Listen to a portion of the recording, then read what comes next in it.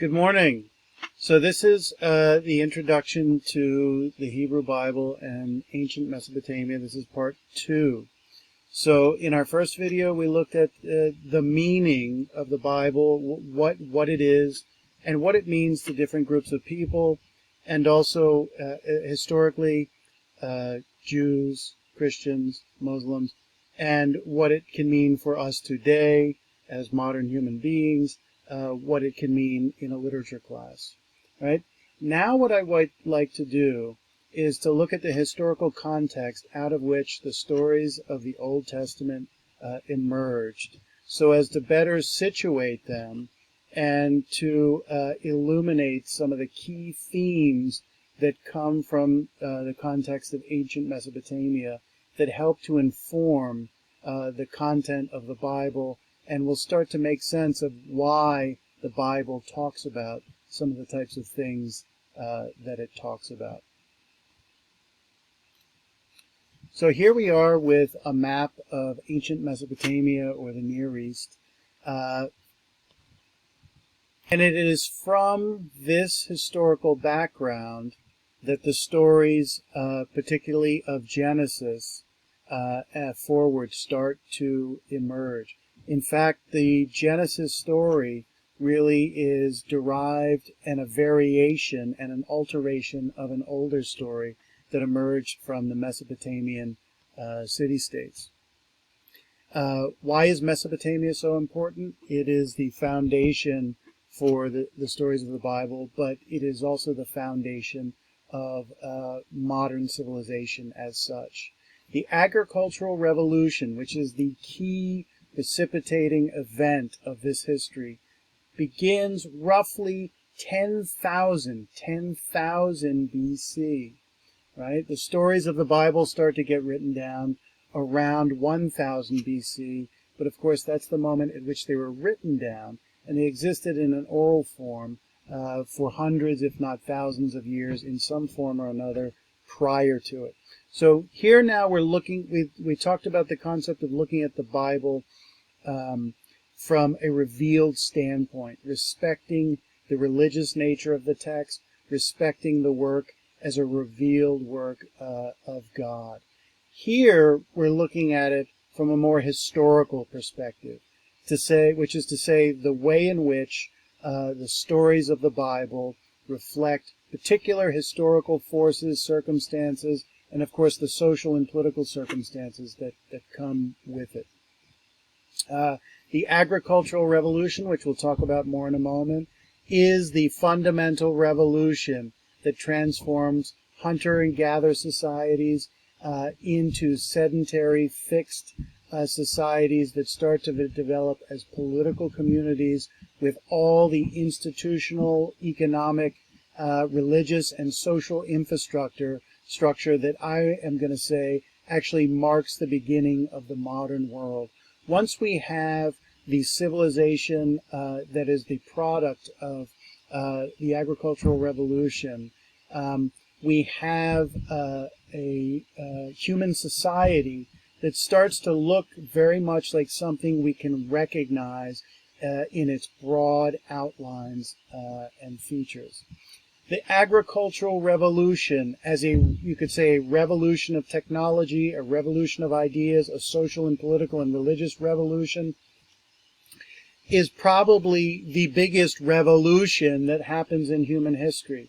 We can talk about the scientific revolution, we can talk about the industrial revolution, we can certainly talk about essentially the revolution that has taken place in communications with the internet and also just computer technology in general.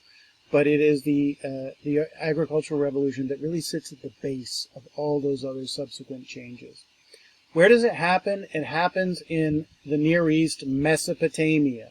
So here you're looking at the Mediterranean Ocean, here you're looking at North Africa and Egypt, here you're looking at what would be modern-day Saudi Arabia, here this would be modern-day Turkey, and here is Mesopotamia.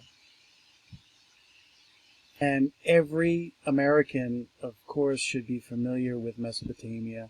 If for no other reason, this is where we had troops for the last 17 years.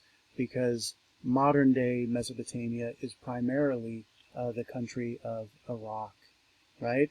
So one of the decisive and profoundly upsetting things that happened during the war was that the Baghdad, which is the capital of Iraq, the museum there was looted, and many of the ancient relics were stolen.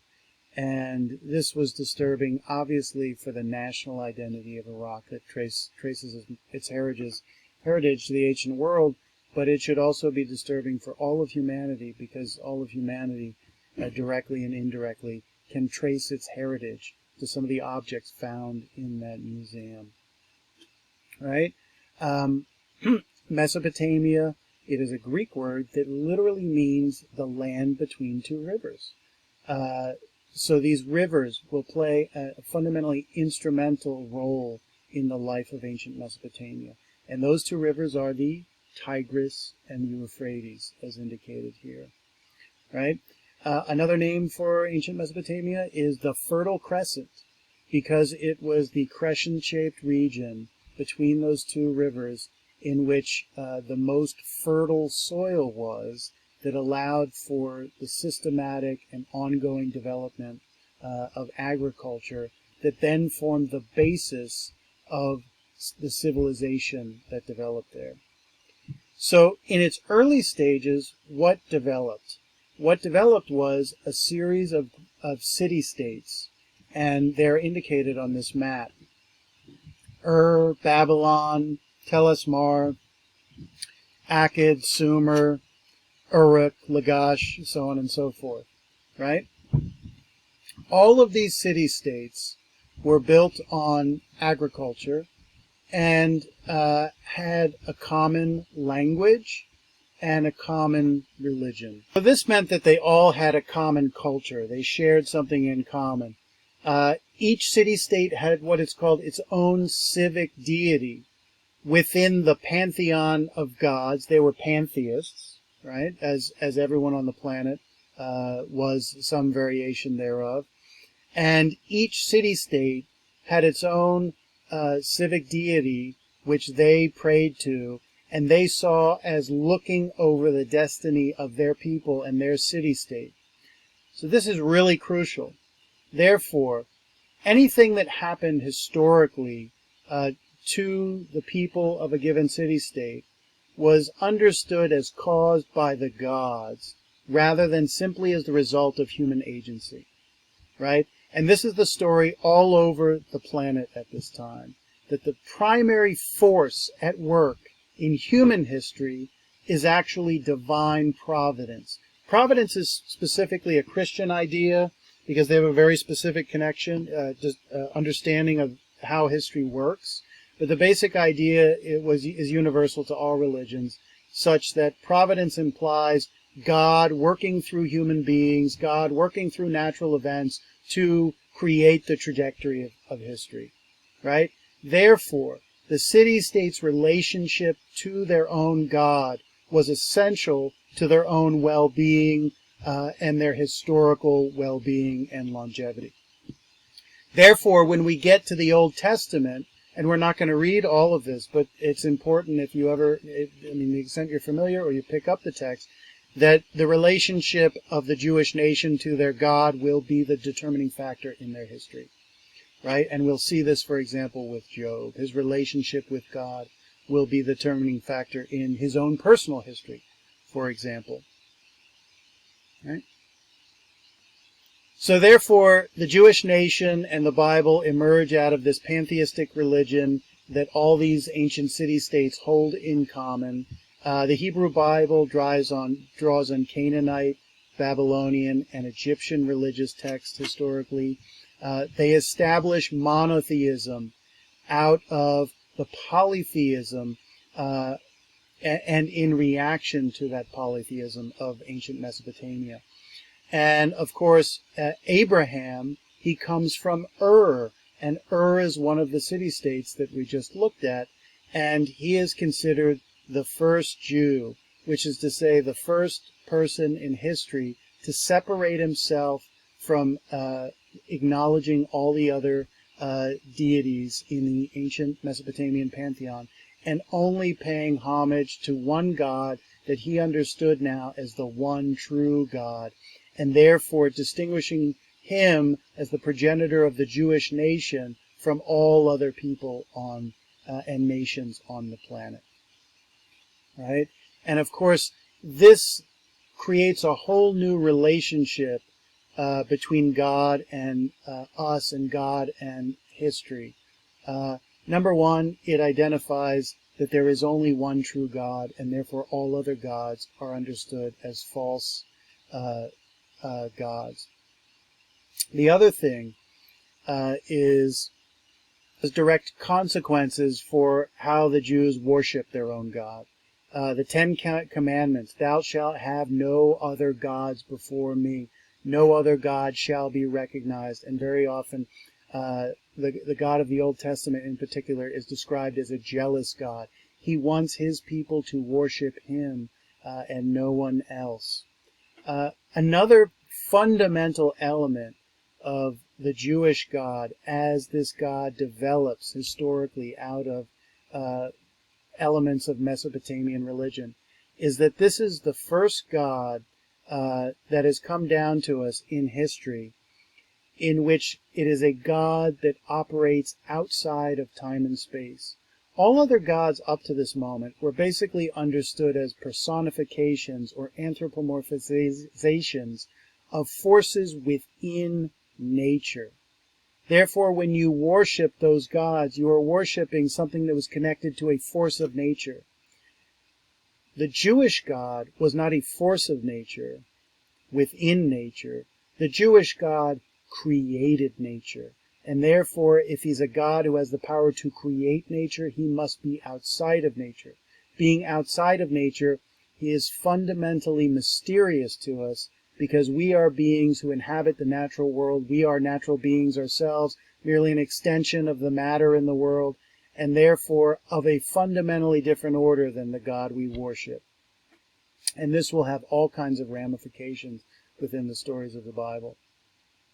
So the Bible sought to explain the tragedies and evils that had befallen the Jewish nation, to rationalize slavery, civil war, and oppression, and the other misfortunes they experienced in their history, and tried to make them intelligible. The interesting thing about this turn toward monotheism is that when the Jewish people suffered calamities, they could no longer turn to external explanations as to why they had suffered in the way they had. If I'm a Greek or a Roman, or if I'm another Mesopotamian following the polytheistic Mesopotamian religion, when I suffer a defeat, I can say that another person's God clearly dominated over my own, right? But when there's only one God, and it's your God, that means all your suffering must have been caused by your own God, right? And one of the most profound stories that touches on this is the story of Job, a man who appears to be perfectly innocent, who nonetheless appears to be punished by God for some type of sin that he has committed, despite the fact that there is no evidence that he seems to have done anything wrong. So how do you explain innocent men or women who are punished, and yet the only explanation for that punishment can be your own God? So obviously, one of the fundamental things that happens in Mesopotamia is the agricultural revolution, starting about 10,000 BC and going down to about 4,000 BC. And by the time we get to 4,000 BC, we have not only the establishment of permanent human settlements, cities and towns, as distinct from country and farm and rural land, but you have the development of very sophisticated cities with tens of thousands of people living there under a very sophisticated religious, social, political, and economic system, right? The agricultural revolution marks one important and crucial moment in the history of the human species. And this is the beginning of our step toward the domination or the conquest and control of the natural world around us. What is agriculture all about? From our level, it's on a very primitive level, but you have to imagine compared to the life human beings were leading prior to 10,000 BC, the itinerant or nomadic life of hunters and gatherers, in which they were at the constant mercy of nature. And of course, one of the themes of the Bible is the perpetual extent to which we are at the mercy of forces outside our control. But now that force is not going to be nature, that force is going to be God. So the agricultural revolution marks the moment at which we start to conquer and control nature. And that impulse has only intensified as mankind has developed modern science and developed unprecedented knowledge about how nature works. And once we develop knowledge about how it works, we develop knowledge about how we can then control it for our own means and our own purposes. Right? So those two rivers start to get controlled through things like irrigation, which is to say we make canals to allow regions to get water that haven't formerly gotten water. And instead of letting nature take its natural course in farming, we exploit the basic principles of the life cycle of plants and animals, and we start to control them in systematic ways, right? So we start the domestication of plants and animals. This is the early stages of genetic engineering. We start to understand that we can intervene with these species and actually cultivate them toward our own ends as human beings, rather than plants and animals as being simply naturally given by nature, right? If we're going to be a farmer and plant tons and tons of crops, right, in a specific location, we're going to have to plant in the spring and harvest in the fall, which means we have to be around in order to get it. So it means we're going to have to live a sedentary life. It also means we're going to have some basic level of the concept of property, particularly property in land, ownership.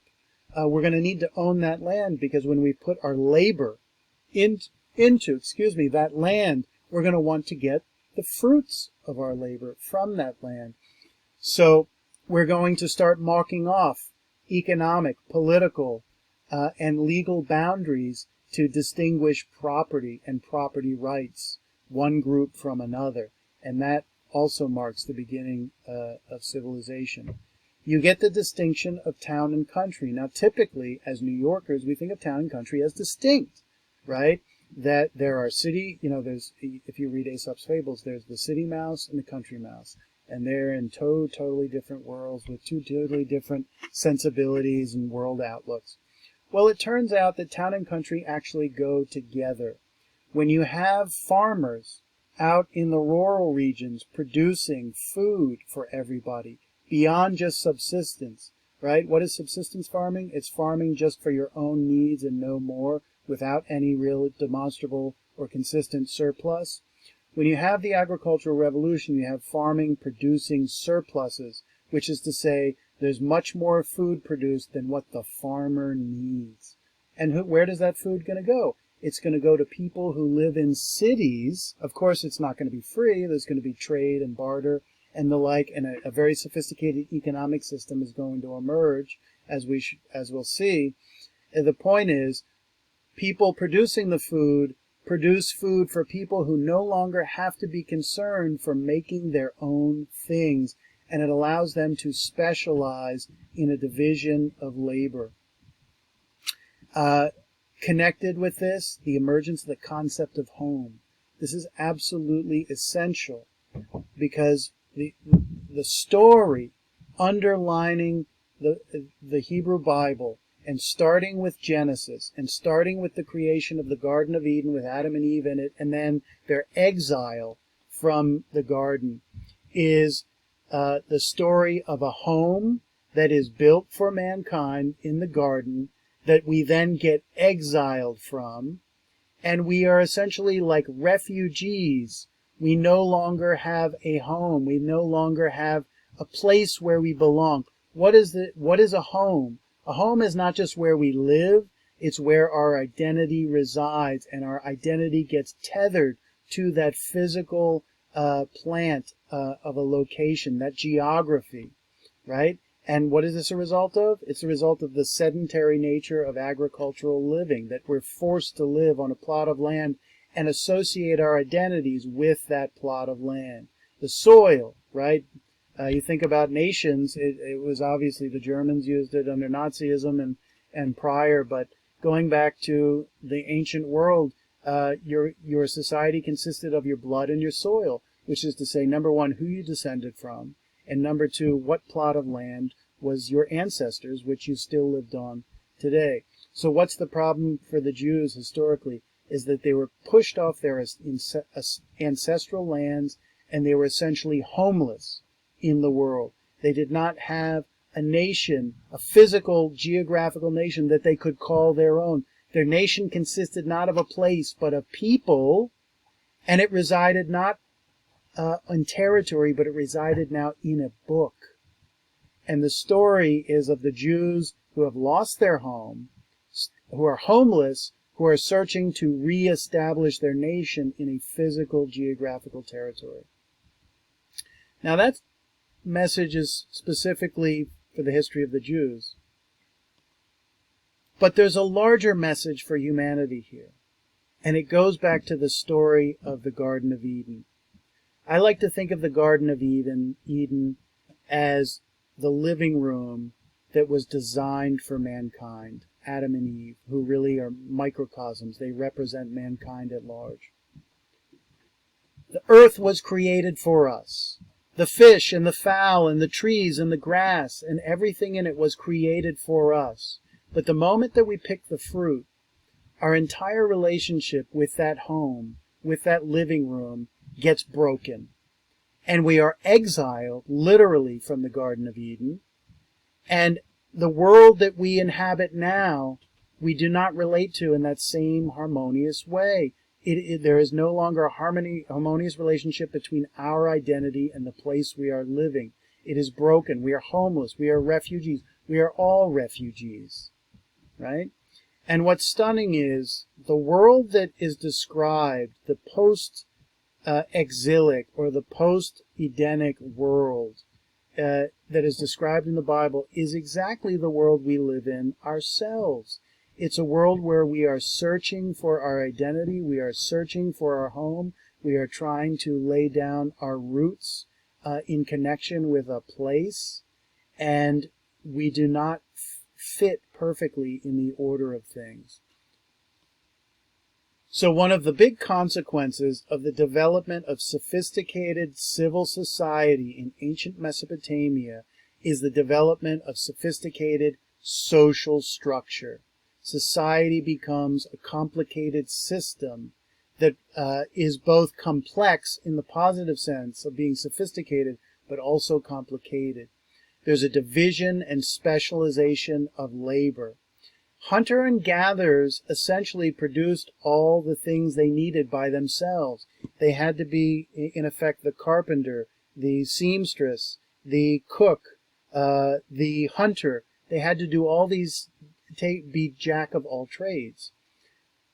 When people are living sedentarily by one another, and they have farmers producing their food for them, they can start to specialize in specific trades and become experts and become exceptionally good in those specific trades. Whether it's farming, whether it's being a shepherd, whether it's being an artisan, whether it's being a craftsman, or whether it's being a ruler or religious figure, right? Therefore, trade becomes really instrumental. You have people who just focus on trade. You have people who are merchants and effectively salesmen, who are the go-betweens between people who make other stuff, and a system that's first built around barter, in which, if I have a cow, you have a chicken, we both need that, we trade that, but what happens when I have a cow and I want to sell it at market, but I don't want your chicken? Well, you develop money, and with money develops any number of sophisticated economic institutions and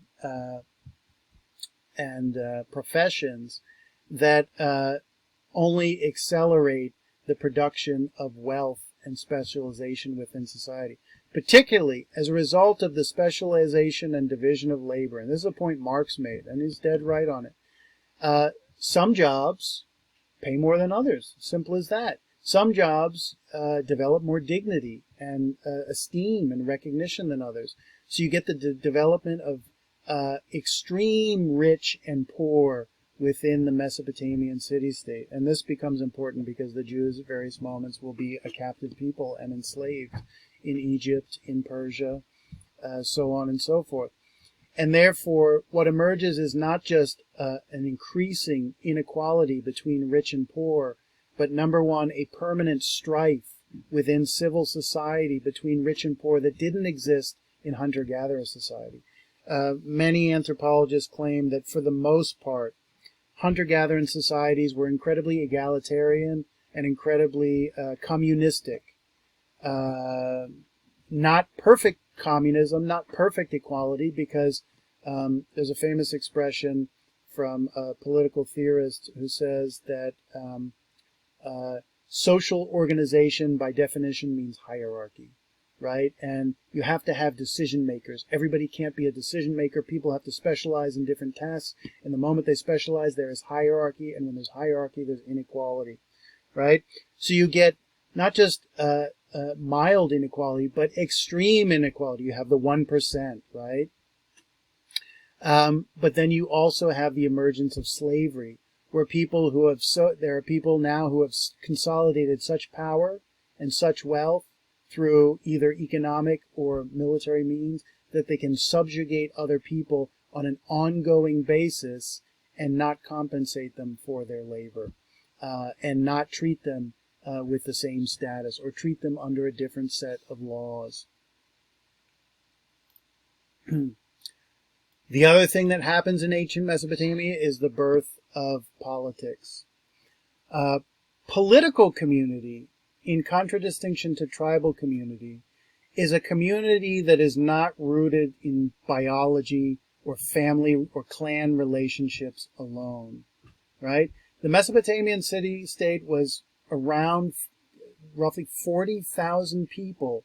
When you've got that many people living together, cheek and jowl, in a city-state, you've got effectively a bunch of strangers living together, by which I mean people who are not related by blood.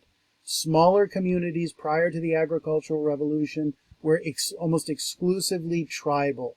They were based on blood, which is to say, everyone living together was a father or a son or a brother or a cousin or a grandparent or a grandchild, and so on and so forth. So one of the interesting developments is that these societies were political, which means their basis was no longer blood, but they had something else that must hold them together if it's not going to be blood. And it's two things together. It's what we would today call the church and the state. In ancient Mesopotamian society, and for most of human history, there was no distinction between the church on the one hand and the state on the other. The religion, which is to say the religious apparatus and the political apparatus, were one in the same. And given that they had to manage so many people, they were forced to develop systems of control and regulation of these people to get them to get along, right? And one great example, of course, is Hammurabi's Code, the first written law code that is known coming down through history. So they needed to develop mechanisms, powerful mechanisms of centralized political authority. And of course, with this comes the institutions of property and law that develop for the elites to be able to control the masses at large. Therefore, if we're looking at religion from a historical or a sociological or political perspective, it seems to be the case that clearly religion develops primarily as a form of social control amongst a lot of people who are strangers, because it unifies their identity, and by doing that, it controls them. What do these people have in common when it's not blood? They have in common a common religion. Who is in charge of the religion? It is a priest king. And you're living now under a theocracy in which there's no distinction between church and state. So if you think of Iran, might be one of the best examples. It is a theocracy. It does not distinguish between church and state. It does not distinguish between political rulers and religious rulers. The Ayatollah Khomeini is the head ruler of the nation, and he's also the head religious figure, right? So in time, kings become the high priests of their religion, and they're very often called priest kings, which is to say people who are looking down toward the people and the rulers of the people and looking up toward God, and understood as the person with the direct connection to God, and therefore capable of discerning his will. So some interesting things happen, which is that law and political structure and the decisions that are made by rulers are not understood as decisions made simply by people, but really divine edicts and decisions that are really the result of God, as the rulers have intercourse or discourse with the gods, right? So if you think about Moses going up to Sinai and getting the 10 Commandments, the laws for the people, and the claim being that these laws did not come from Moses, they came from God himself. And you can start to think about what would the logic be behind rulers claiming that their laws don't come from them, but come from God. One is it displaces their own self-interest. It says, I'm not making these laws in my self-interest. These laws come from a higher power, therefore it gives justification for people to follow them. And of course, when you break the law, it means you're not only violating civil code, but you're violating God's will, which is to say you've sinned. So other elements enter, which is that there develops the idea of a civic or patron deity, a specific God that watches over your specific city-state and the rulers of your specific city-state, that when you are in good stead with the God, they shower you with bounty and plenty, and your city flourishes. And when you have sinned against that God, when the people have sinned against that God, you lose a battle or lose a war, or you have a famine, or your wives do not produce children as a punishment of the God. So therefore, what do you do to stay in good stead with the God? You provide a votive offering. And what is a votive offering? It's basically a gift or a sacrifice to God to keep you in his good graces. Therefore, as I've said earlier, the maker of history here is not human beings. Human beings here do not, in this model, do not make their own history. It is the gods who are really directing things, and we are merely kind of puppets along for the ride. So the city-state, or the city, or the sophisticated political entity has a very important significance in the Bible. Our word city comes from the Latin word civitas. So you think Rome is the Civitas Dei, the city of God, right? The city is understood as the site of human civilization. The word civilization itself is derived from the Latin word for city, because that's where human life primarily is understood to reside. Civilization, what is it? It's the perfection of human life. And it is the perfection of the human animal. It stands in antithesis to the merely animal existence of all other species of animals. What does it mean to be civil, or what does the word civil mean? It actually has a lot of interesting connotations. The adjective from this word. Relating or of civil law or life, pertaining to civil authority, relating to society, particularly to public life. And it's intimately, obviously, connected with being civil, as the opposite of barbarous, civilized, polite, following the correct etiquette of society. So civilization has to do with the fundamental laws by which human beings conduct themselves, which is to say, a civilized human being follows codes of conduct rather than simply animal impulses. Either the gods or we give ourselves rules to live by, right? And of course, the word citizen comes from the word civitas, which is to say, this is a person who is a member of the city, but more specifically, they don't just live in the city, they follow the way of life of the city that's mapped out by its laws. And of course, in ancient Mesopotamia, where the laws understood of coming from, they're understood as coming from God or the gods. The city in the Bible, then, is a microcosm for the realm of the human being, right? The human realm, rather than the divine realm. It's man's natural habitat and ecosystem, right? And what's interesting is the way in which the Bible presents the city as a double-edged sword. The city and its civilization, all its complexity and sophistication, like New York City, represents the kind of pinnacle of achievement for human beings. But it also represents their fundamental flaws, and it ends up being the site of their greatest sins and greatest debauchery. The city is the realm of the man-made, right? The city is the place where we try to imitate God and be like him. And therefore the city is the place, as we will see, where we lose sight of the distinction between man and God as we attempt to imitate the creative powers of God. We'll talk more about creation when we get to Book 1 of Genesis. On the one hand, the Bible recognizes the city as the site of great collective human achievements and the platform for worldly fame.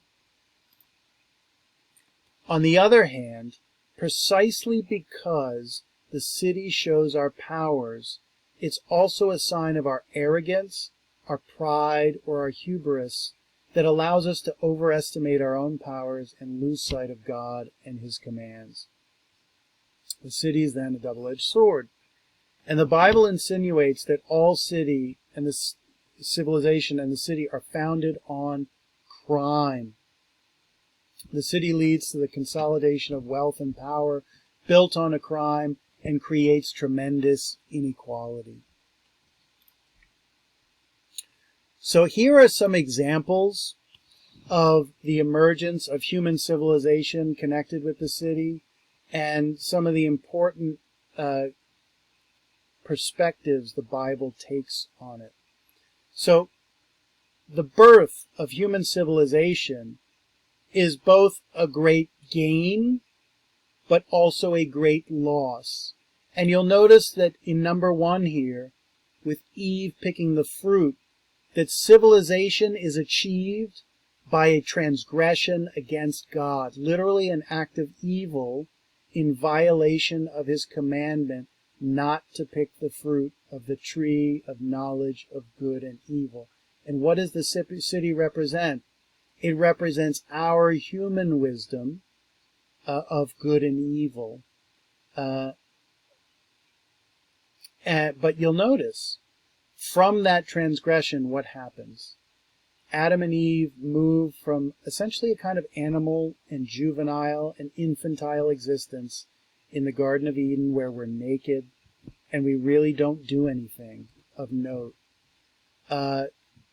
This transgression marks the transformation to a distinctly human life that we can recognize as being our own and being distinctly human.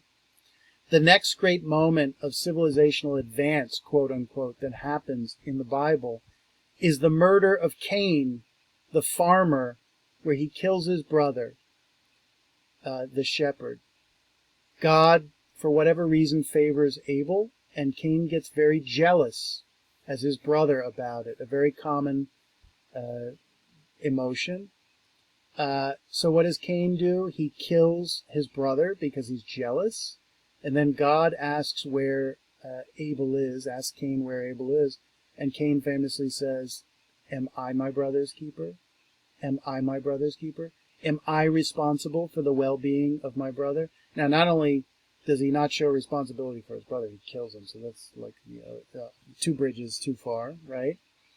But the interesting thing is, Cain is a farmer and Abel is a shepherd. And what does Cain do after he kills his brother? Well, he gets stigmatized. He gets the mark of Cain on his forehead. So everybody will know from that moment on that he's committed this awful sin of fratricide, right? The murder of his brother. But ironically, committing a crime, transgressing against God's edicts, he then goes on to found a very thriving city, right? Which says what? It seems to indicate that civilization, the civitas, and all that comes with it, is founded on an act of crime. You see this tremendous double-edged sword of civilization as presented by the Bible. And it's really driven home by the fact that Cain is the farmer. So which is to say, it seems like historically, if we read this as a kind of an allegory, that farming supersedes shepherding, which is a nomadic life. Part of a hunter-gatherer society would have shepherds, right? To the sedentary life of the farmer, which also develops city life. Then there's the story of Babel, in which people try to build a ziggurat or a tower up to the heavens, and they want to storm the heavens precisely because they want to become like gods, right? And God intervenes to prevent them from being able to do it and teaches them a lesson in the process. But today's Tower of Babel is the Freedom Tower of downtown Manhattan, or even better, really, the Empire State Building. These are buildings that ascend toward the heavens to demonstrate our superiority, and they start to establish this hierarchy, higher and lower, superiority and inferiority.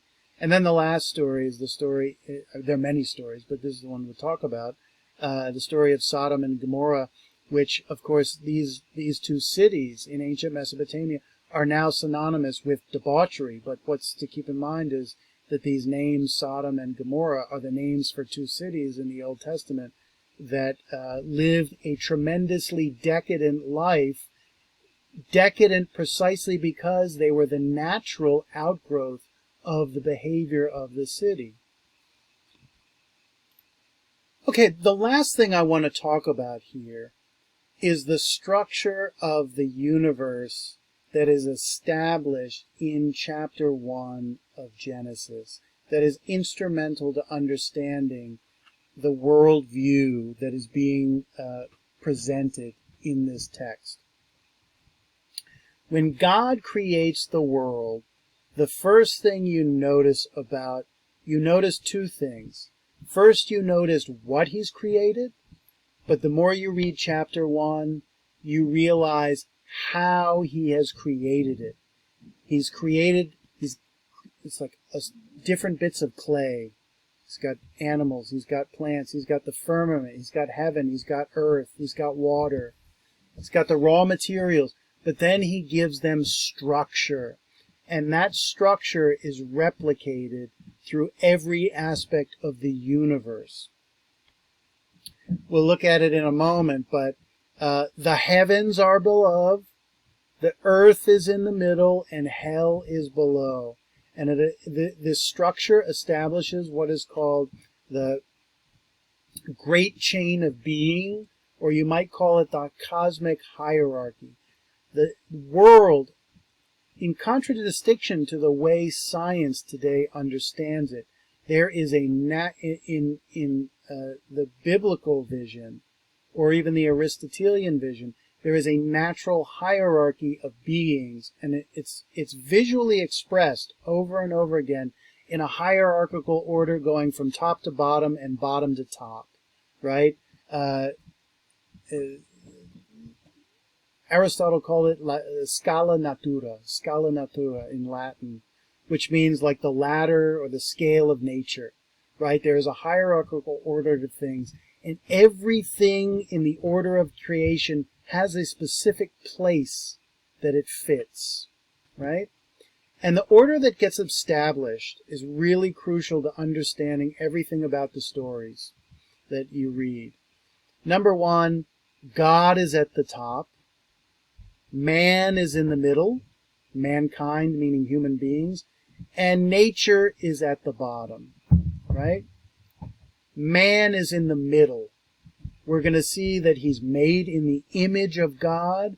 We're going to see that he's made with the clay of the earth, nature, but then he's mixed with the spirit or the breath of God, and therefore man is intrinsically the middle being. The Greeks, what was man? Human being? Human being is the middle being. We exist in the middle of the cosmic hierarchy. Not too much, not too little. And we have a body and a soul, a body that is this worldly and a soul that somehow elevates us above the merely material, right? Or in the case of Adam, he's made with clay, but then he has the divine spark, you could say, breathed into him that elevates him from all the other animals, gives him reason, gives him self-awareness, and so on and so forth. Here, in this wonderful image from the 16th century, you literally see a great chain of being to illustrate the hierarchy of it. First, you see God on top, up here. Notice how he's depicted as a king on a throne, right? Aristotle says in the Politics, where do we get our ideas that gods are kings? Well, we get it because we see human beings as kings and we project this idea into the heavens. Right? By chapter 2 of Genesis, God will be called Lord God. He will be the Lord of the creation, and he will be the Lord of mankind. Right?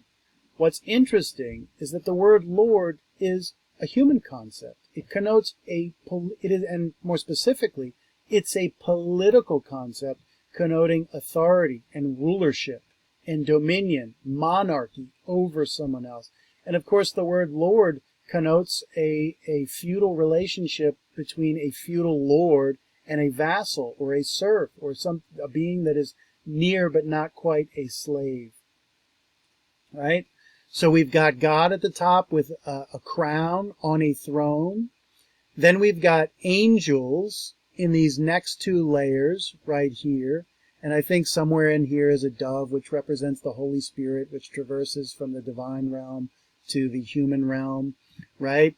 And of course, the angels are understood as intercessors, just like Hermes is for the ancient Greeks, which is to say they are go-betweens between God, his will, his message, and us on earth. So when, Mary is, the word is given to her that she's going to have baby Jesus, right? God doesn't come directly to her. He comes by way of angels who are intermediaries between the divine realm and the earthly realm.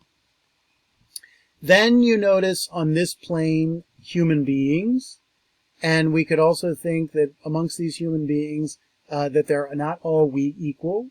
And one of the major consequences of the concept of the cosmic hierarchy or the great chain of being is that as above, so below, which is that the hierarchy and dominion God establishes over the world is replicated or mirrored in the hierarchy on planet Earth, such that everyone fits in a hierarchical way into society. Just as God rules over the heavens, there's a king who rules over our terrestrial realm, right? So then below the human realm, which is in the middle visually, and also semantically in terms of its significance, right?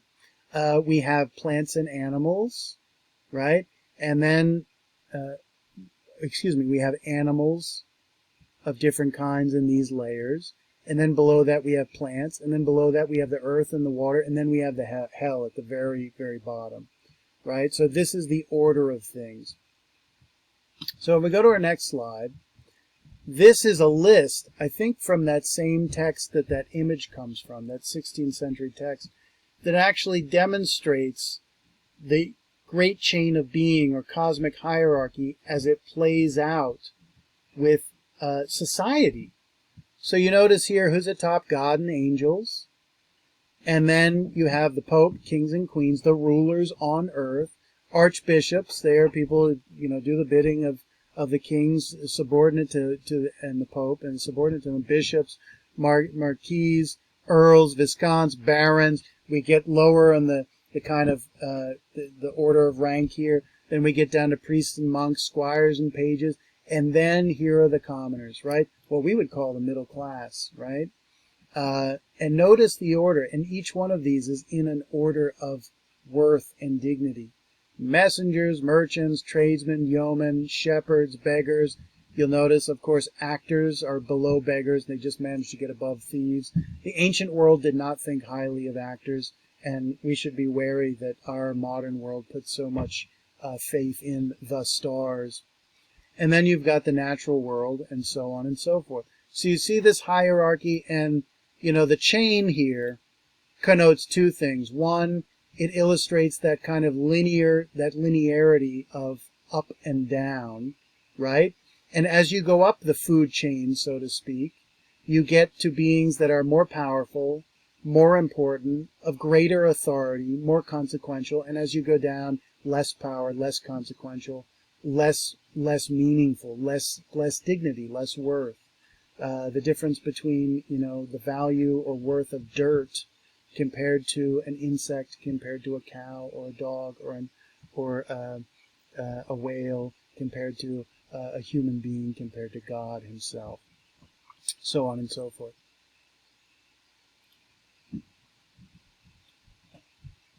In ancient Mesopotamia, this up-down orientation is constantly reinforced through their art and architecture, which really is just a manifestation of their religious belief. And of course, religious belief was instrumental in their social and political control and regulation of their societies.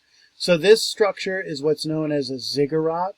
It represents the center of life in a Mesopotamian city-state. It is both, therefore, since there's no distinction between city and state, it's both a religious and a political structure. It housed the home of the god, the civic deity that they prayed to, and typically the very top of it, which was literally closer to the heavens, and very often their gods were male sky gods that they worshipped. Those were the gods looking over their city. But then they also had storerooms. They had rooms for bureaucrats like priests. But only the elite would ever have been permitted inside this structure, helping to establish the special status of the religious figures, the priests, the priest king, from the ordinary commoners. And literally this is reinforced by the fact that certain people get to go up and be above you while you are down here on ground level.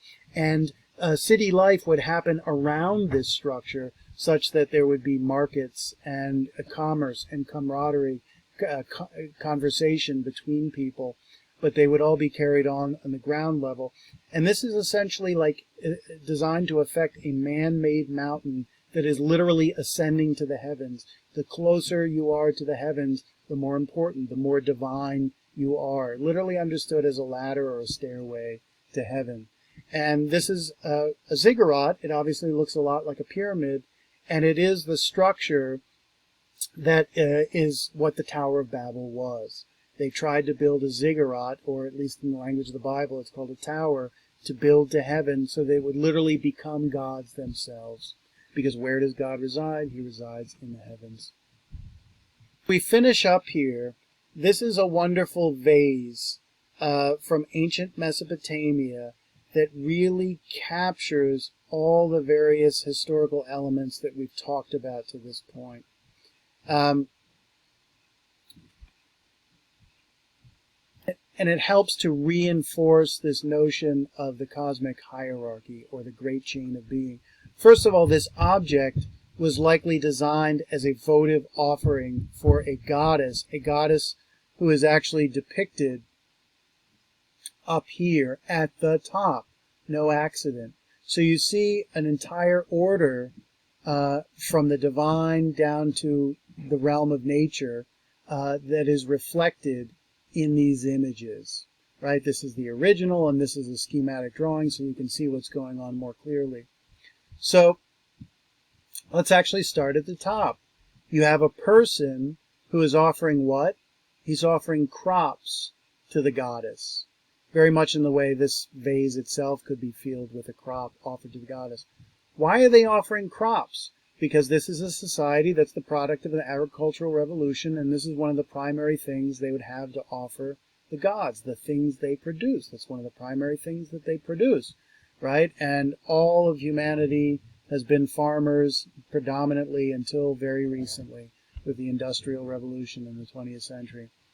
Here you have a bunch of people delivering the crops, and here you have what could be a priest king making an offering to the goddess. You notice that, number one, most of the human beings are below the goddess, and you notice they're not wearing anything, which subordinates them to a lesser position, a more animal position compared to the goddess. You'll notice also that the goddess is larger than the human being, connoting the subordinate significance of the human being compared to the goddess.